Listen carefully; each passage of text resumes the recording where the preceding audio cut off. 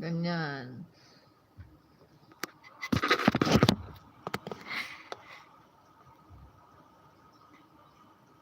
Nasa Iloilo po kami.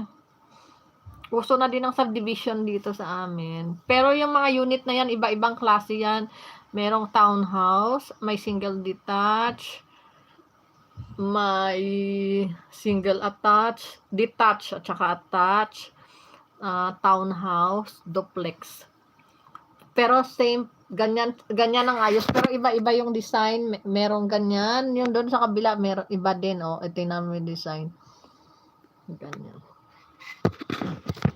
Tsaka hindi ka pwedeng hindi ka pwedeng mag-extend ng walang construction na Pag magsemento ka, okay lang.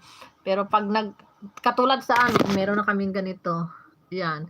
Kailangan mo ng ng bond.